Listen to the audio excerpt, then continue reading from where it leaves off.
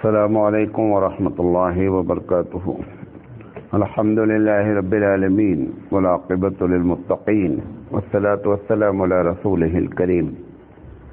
محترم حضرات، میں آپ کے سامنے لگاتار درس حدیث کر رہا ہوں اور آج اس کا درس نمبر 253 ہے، 253. ہم ایک حدیث پر بات کر رہے ہیں جس میں یہ بات آئی کہ انسانی زندگی پر کون سی چیزیں اثر انداز ہوتی ہیں. اس پر میں نے آپ سے ایک بات کی تھی، آج جو ہے وہ اس کی آخری بات اور ہے. انسانی زندگی پر بہت بڑا اثر انداز کہ آپ کس کے ساتھ اٹھتے بیٹھتے ہیں.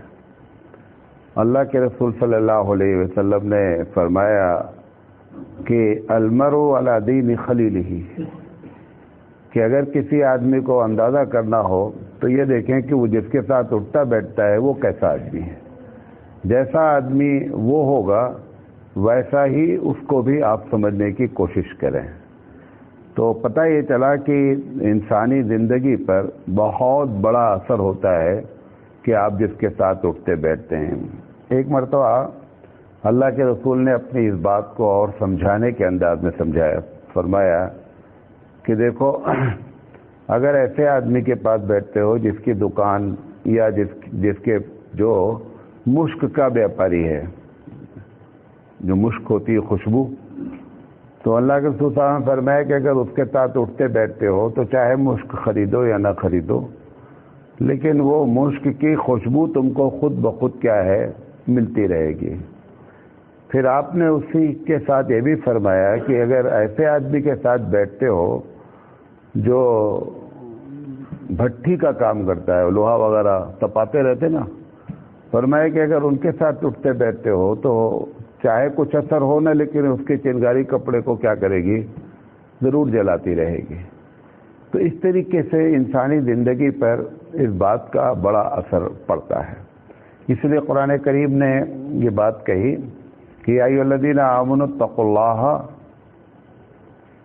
کہ اے ایمان والو اللہ سے ڈرو، وکونوا مع الصادقین، اور اچھے لوگوں کے ساتھ، سچے لوگوں کے ساتھ اٹھنا بیٹھنا شروع کرو. یہ جو آپ بہت سے لوگ دیندار ہیں، نماز پڑھتے ہیں، روزہ رکھتے ہیں، اور ایک شکایت کرتے ہیں کہ مولانا صاحب روحانیت نہیں آ رہی ہے. مطلب نماز بھی پڑھ رہے ہیں اور شرارت بھی کر رہے ہیں.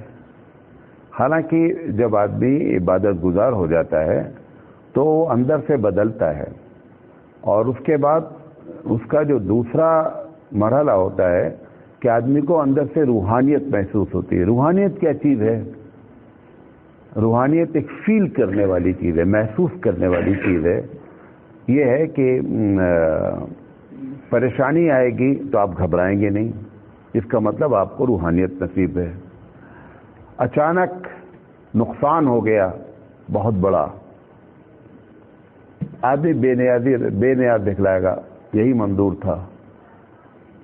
ایک آدمی نماز پڑھے گا تو اس کا دل لگے، یہ نہیں ہے کہ کب نماز ختم ہو کب بھاگے، اس کا دل ایسا نہیں چاہے گا.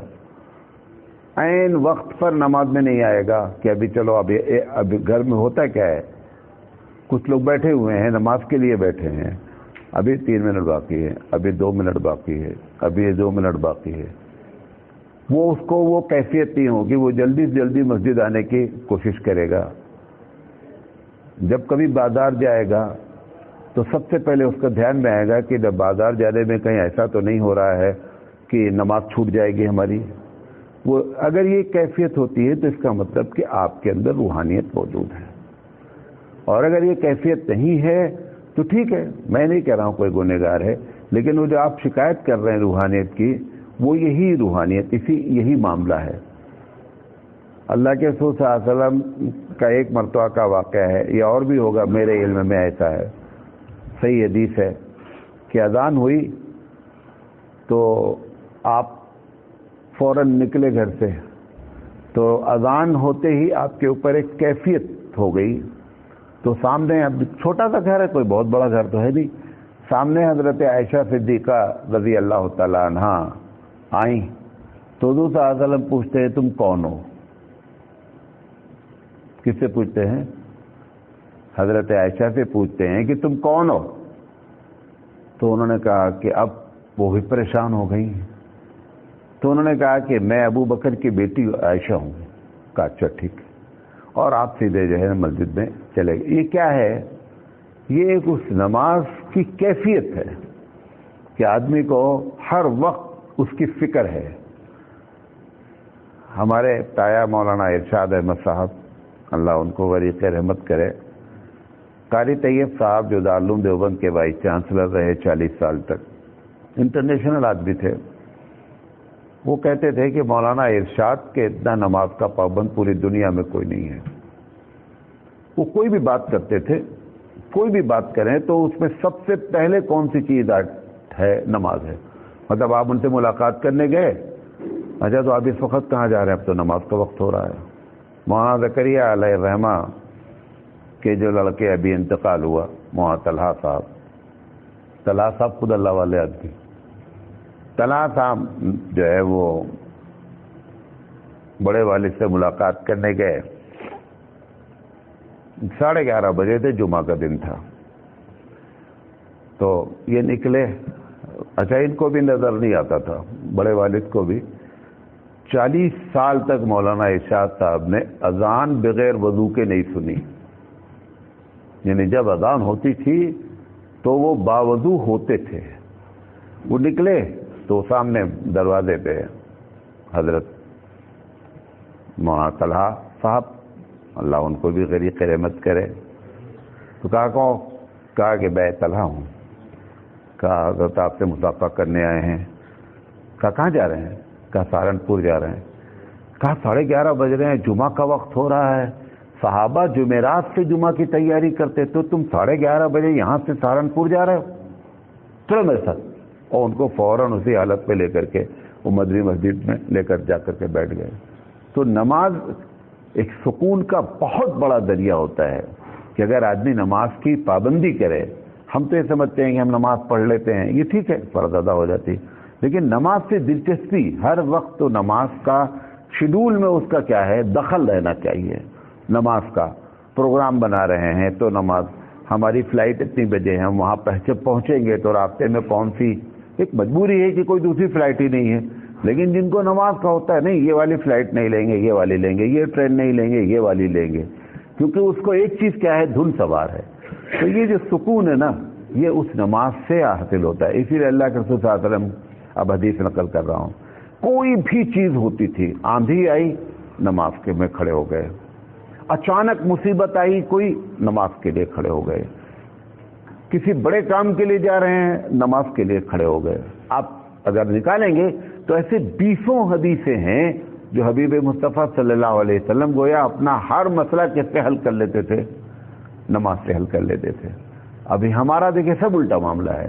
آندھی آتی ہے تو ہم مسجد میں رہتے ہیں تو گھر بھاگتے ہیں، گھر میں کیا ہو رہا ہے، گھر بھاگتے ہیں، سمجھے. مصیبت آتی ہے تو ہم ہاسپٹل بھاگتے. میں نہیں کہہ رہا ہوں ہاسپٹل نہ بھاگو، لیکن اگر 2 آدمی ہاسپٹل بھاگ رہے ہیں تو ایک آدمی گھر میں بھی اللہ کے سامنے بھی کہ اللہ مصیبت آئی ہے، لیکن سب کی توجہ کس کی طرف ہے؟ سب ہاسپٹل کی طرف جا رہے ہیں. گھر میں اگر کوئی، ایسے ہزاروں چیزیں آپ مجھ سے زیادہ جانتے ہیں، لیکن حبیب مصطفیٰ صلی اللہ علیہ وسلم کی جو عادت مبارکہ تھی، ہر مسئلے کو کس سے حل کرتے تھے؟ نماز سے حل کرتے تھے. کہیں جاتے آتے، سفر سے آتے واپس شکریہ ادا کرنا ہے، نماز پڑھتے تھے. جانے لگتے تھے سفر میں، نماز پڑھتے تھے. حاجت ہوتی تھی، نماز پڑھ، سب پہ نماز. اور یہ سب کوئی ایسا نہیں ہے کہ یہ حدیث، یہ سب ہماری زندگی سے جب نکل جاتا ہے تو پھر سکون نہیں. اب آپ سکون تلاش کر رہے ہیں، سب سکون کی تلاش میں ہیں. سکون ان چیزوں میں ہوتا ہے جو حبیب مصطفیٰ صلی اللہ علیہ وسلم نے ہم کو جو جس طریقے سے گائیڈ کیا ہے، تب ہماری زندگیوں میں کیا ہوتا ہے؟ سکون آتا ہے. تو ایک چیز کیا ہوتی ہے کہ انسان کی وہ محفل بہت زیادہ اثر انداز ہوتی ہے، بہت زیادہ اثر انداز ہوتی ہے کہ ہم جس کے ساتھ اٹھتے بیٹھتے رہتے ہیں. مجدد الفسانی رحمۃ اللہ علیہ سے پوچھا گیا کہ کیسے معلوم ہو کہ ہم جس کے پاس اٹھ بیٹھ رہے ہیں یہ اللہ والا آدمی ہے؟ انہوں نے کہا اگر آپ اس کی باتیں سنتے ہیں، اس کی تقریریں سنتے ہیں، اس کا درس سنتے ہیں، اور اس وقت آپ کو محسوس ہوتا ہے کہ جو دل ہمارا 10 منٹ پہلے تھا وہ ابھی نہیں ہے، تو آپ صحیح جگہ جا رہے ہیں، اور وہاں بھی جا کر کے آپ کو دھندا یاد آ رہا ہے، پلاٹ یاد آ رہا ہے، بزنس یاد آ رہا ہے، تو اس کا مطلب وہ آپ ہی کی طرح ایک آدمی ہے۔ آپ جس چیز کی تلاش میں ہیں، آپ بھی وہ بھی بزنس مین ہے، آپ بھی بزنس مین ہیں، لیکن اللہ والے کے پاس آپ پہنچے نہیں ہیں۔ اللہ والے کے پاس جو پہنچیں گے تو کیفیت بدلتی ہے۔ دوسری چیز جو انسان کی زندگی پر اثر انداز ہوتی ہے وہ آب و ہوا ہوتا ہے، موسم ہوتا ہے، بہت سی چیزیں ہوتی ہیں۔ ندی کے کنارے جو لوگ رہتے ہیں تو کبھی کبھی جیسے چھوٹی ندی ہوتی ہے تو ادھر سے ادھر پکار کر کے کہتے ہیں، باتیں ہوتی ہیں۔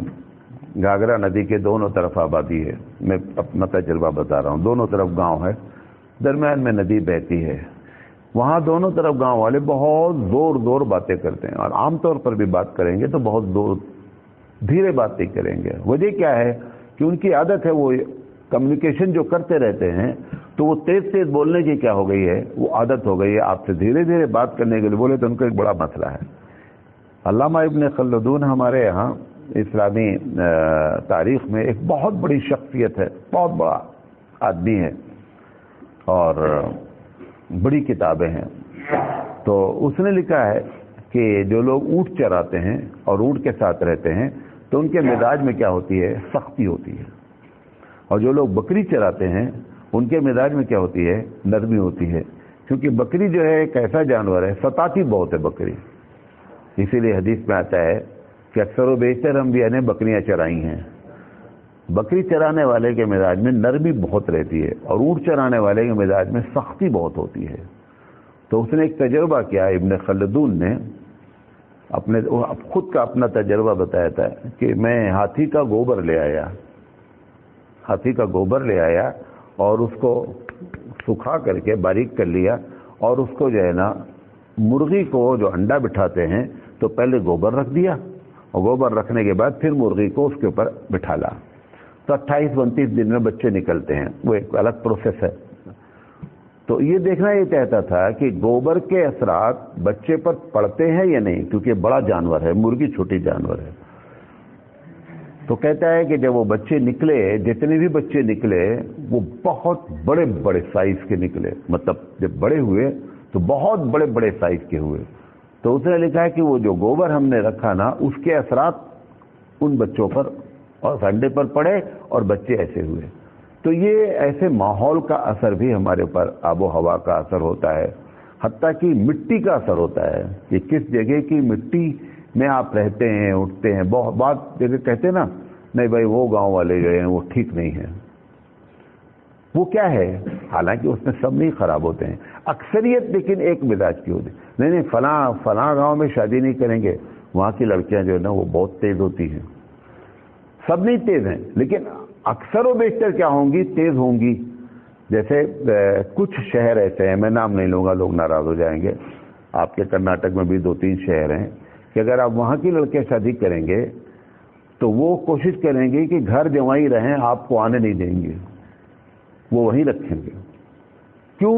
کیونکہ وہ ایسی جگہ پہ، ایسے شہر میں رہتی ہیں کہ ان کو ایک ماحول ملا رہتا ہے، کھانے پینے کا ایک بہت اچھا سسٹم رہتا ہے، زیادہ تر مسلم آبادی رہتی ہے، تو وہ میکہ چھوڑنا نہیں چاہتی۔ یہ ساری چیزوں کے اثرات انسانی زندگی پر پڑتے ہیں۔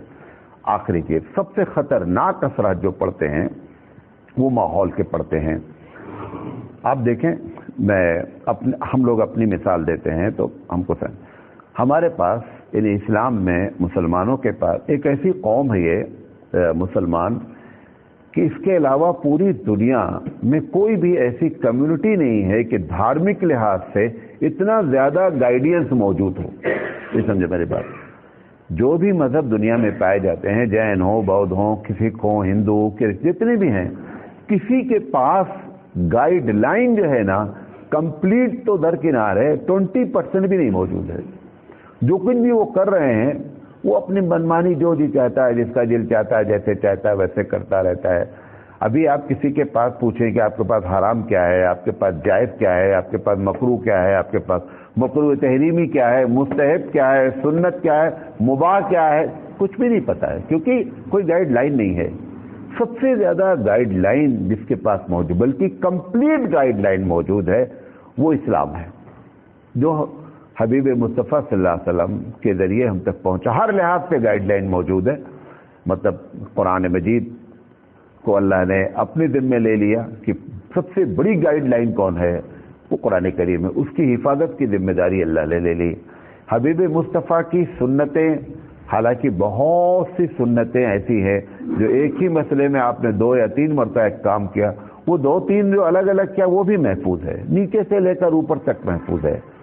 پھر ایک سلسلہ ہے ہمارے پاس تربیت کا، ہمارے مدارس ہیں، ہماری تقریریں ہیں، سب سے بڑی بات 52 جمعہ ہیں سال کے، پھر جماعتیں ہیں، پھر درس ہیں، سب ہونے کے باوجود یہ سب پر باہری ماحول ہے۔ ماحول آپ کے اوپر اپنے اثرات دکھلا رہا ہے۔ آپ اپنا شہر لے لیں، چھوڑ دیں پوری دنیا کو، پورے بھارت کو چھوڑ دیں۔ یہاں پر ہم جن کے ساتھ رہتے ہیں وہ غیر مسلمین، ایک بڑی آبادی، ہم کتنے ہوں گے ہبلی شہر میں؟ میرا اندازہ ہے 30 سے 32% آبادی مسلمانوں کی ہوگی۔ 30-32% آبادی کے اوپر غالب کس کا ماحول ہے؟ ان لوگوں کا ماحول ہے کہ جن کے پاس کوئی گائیڈ لائن نہیں ہے، اور ان پر غالب ہیں جن کے پاس گائیڈ لائن ہے۔ آپ ایک ایک چیز دیکھیں، ایک آٹو رکشہ ڈرائیور ہے، غیر مسلم ہے، اس نے بھی لیمو اور اس نے بھی مرچا ٹانگ رکھا ہے۔ ہمارا داڑھی رکھے ہوئے ہے، ہمارا آٹو والا بھی ٹانگ رکھے ہوئے ہے۔ ان کے جنازے پہ پھول ڈالا جاتا ہے، آپ کا جنازے پر بھی پھول ڈالا جاتا ہے، جبکہ ساری گائیڈ لائن آپ کے پاس موجود ہے۔ کوئی گائیڈ لائن ایسی نہیں ہے کہ کوئی چیز ایسی نہیں ہے کہ جو ہم کو اللہ کے رسول صلی اللہ علیہ وسلم نے بتائی نہ ہو۔ وہ جا کر کے بتوں کے سامنے سجدہ بھی کرتے ہیں، اپنی مندروں کا طواف بھی کرتے ہیں۔ ہمارے بھی سارے لوگ اپنی قبروں پہ جا کے سجدہ کرتے ہیں، جن کو بزرگ مانتے ہیں ان کا طواف کرتے ہیں۔ کوئی چیز ایک آپ اٹھا لیں، وہ جلوس نکالتے ہیں، آپ بھی جلوس نکالتے ہیں، وہ جلوس میں ڈی جے بجاتے ہیں، آپ بھی جلوس میں ڈی جے بجاتے ہیں۔ حالانکہ میں آپ کو بتاؤں کہ اسلام میں جلوس نام کی کوئی چیز ہی نہیں ہے۔ جلوس کسے کہتے ہیں؟ جلوس کیوں؟ ہر جلوس اللہ کے بندوں کو تکلیف دیتا ہی دیتا ہے۔ ہر جلوس، کوئی بھی جلوس ہو، آپ عید میلاد النبی کا جلوس ہو یا گنیش کا جلوس ہو یا کسی کا بھی جلوس ہو، ہر جلوس کس کو تکلیف دے گا؟ اللہ کے بندوں کو۔ کبھی دکانیں آپ کو بند کرنی پڑیں گی، کبھی آپ کو کان بند کرنا پڑے گا، ڈی جے بجائیں گے، کبھی جو ہے وہ نماز والوں کو، سب کو۔ کوئی بھی ایسا کام اسلامی ہوتا ہی نہیں جس سے بندوں کو تکلیف ہو۔ اللہ نے تو ہم کو سارے وہ کام دیے ہیں کہ جس سے بندوں کو کیا ہونا چاہیے؟ آرام ہونا چاہیے۔ بندوں کا دل ٹوٹ جائے، بندے پریشان ہو جائے تو ہماری پالیسی نہیں۔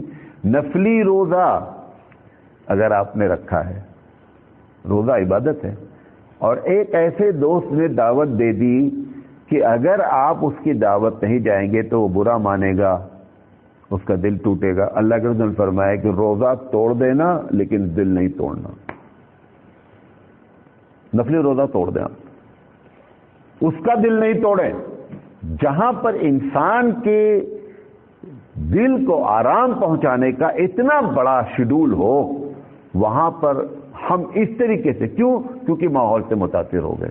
اچھا، سوچتے بھی نہیں ہیں کہ ہمارا اس سے کیا تعلق ہے۔ آپ پورے شہر میں آپ بہت کم گھر ایسے ہیں، بہت کم گھر مسلمانوں کے ایسے ہیں کہ جن کے گھر میں ہال میں کوئی چیز لٹک نہ رہی ہو۔ ہم ایک بہت بڑے دیندار گھر میں پہنچے، میں بیوقوف آدمی ہوں، میں پوچھ لیتا ہوں بھئی یہ کیا ہے، یہ کیا ہے؟ کیوں؟ میں بھی ایک عالم ہوں، مجھے تو معلوم نہیں ہے کیا چیز ہے۔ تم کون سے عالم سے تمہارا کنیکشن ہے؟ کس قرآن کریم سے تمہارا تعلق ہے؟ کس حدیث سے آپ جڑے ہوئے ہیں کہ یہ تم نے کیا باندھ رکھا ہے؟ ہرے ہرے کپڑے میں اللہ معلوم ناریل بندھا ہے یا کیا باندھ رکھا ہے؟ بڑے بڑے لوگوں کے گھروں میں یہ سب کیا ہے؟ یہ ماحول کا اثر ہوا۔ آپ ماحول کے اثر سے نکلنے کا ایک طریقہ ہے، وہ انشاءاللہ کل ہم بات کریں گے کہ ایسے ماحول میں ہم کیسے، کیونکہ یہ کہہ دینا تو بہت آسان ہے نا، یہ تو آپ سب جانتے ہیں جو کچھ ہو رہا ہے۔ بھئی وہ آتش بازی کرتے ہیں، آپ بھی آتش بازی کرتے ہیں، حتیٰ کہ آپ اندازہ کریں کہ کبھی کبھی تو آپ دیکھیں سفر میں معلوم ہی نہیں ہوتا کہ یہ ہندوؤں کا کوئی استھان ہے یا مسلمانوں کا ہے. ابھی ہم ایک جگہ گئے, کہاں گئے تھے, ہاں منڈرگی گئے, ابھی حال میں گئے تھے پروگرام کرنے. تو ایک جدھر سے گزرے تو میں نے کہا یہ کیا ہے, ہم نے بھی کہا کہ اس کی ذرا فوٹو کھینچو. اندر اس میں ایک گائے بنی ہوئی ہے, اندر چھوٹی سی, اور اس کے اوپر ہرا کپڑا ٹانگ رکھا ہے, اور اس کے پاس جو ہے وہ اللہ محمد سب کی جو ہے وہ فریم لگے. ہم نے کہا یہ کیا ہے بھائی, یہ کیا چیز ہے؟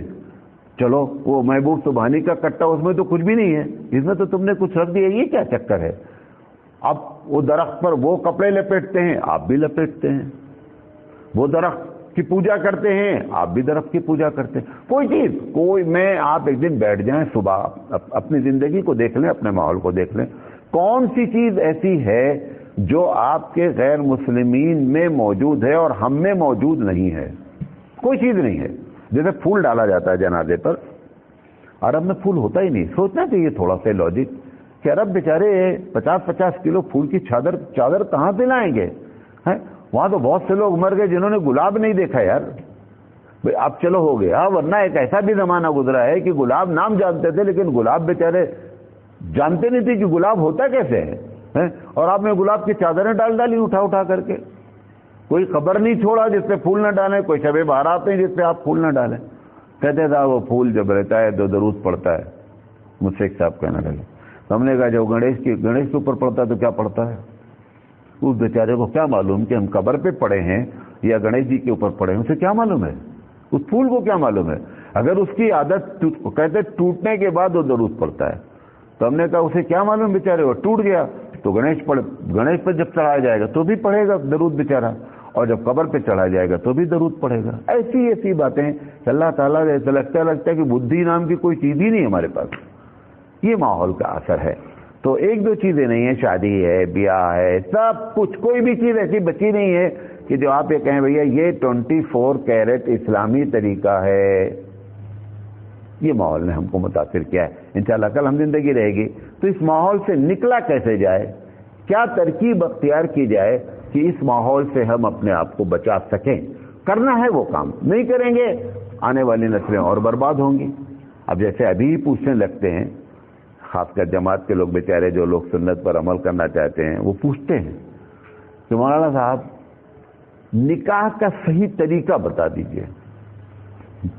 آپ نے اتنا کنفیوز کیا بیچارے کو کہ اب اس کو پتہ ہی نہیں چل رہا ہے کہ مہندی ہے تو تلک ہے تو فلاں ہے تو یہ اللہ معلوم کیا کیا ہے. اب وہ کنفیوز ہے کہ اس میں اصل فائل کون سی ہے جو اسلامی فائل ہے, اس کو معلوم نہیں ہے. وہ آ کر کے, وہ بھی شریف سے شریف تر انسان ہے جو آ کر کے پوچھ لیا ہے, ورنہ وہ بقیہ تو ساری فائلوں پر عمل کر ہی رہے ہیں. وہ تو شریف انسان ہے جو آ کر کے یہ پوچھ لیا کہ ہمارے رسول نکاح کیسے کرتے تھے, وہ بتا دیجئے مولانا صاحب. اتنا ہم نے کنفیوز کیا بیچارے کو کہ کوئی اسلام پر عمل کرنا چاہے تو اس کے لیے راستے ہی کیا کر دیے گئے ہیں, سب بند کر دیے گئے ہیں. لہذا اللہ تعالیٰ سے دعا کریں اور اسلامی طریقے پر آویں. زندگی کے ہر پہلو کو غور سے, گھر سے لے کر کے اپنی زندگی تک, جب بھی کوئی کام کریں ثواب سمجھ کر کریں, سنت سمجھ کر کریں. تو معلوم ہونا چاہیے کہ اس ثواب کے کام میں حبیب مصطفیٰ نے ہم کو کیا گائیڈ لائن دیا ہے. اللہ تعالیٰ سے دعا ہے کہ اللہ تعالیٰ کہنے سے زیادہ عمل کرنے کی توفیق عطا فرمائے. وآخر دعوانا ان الحمدللہ رب العالمین.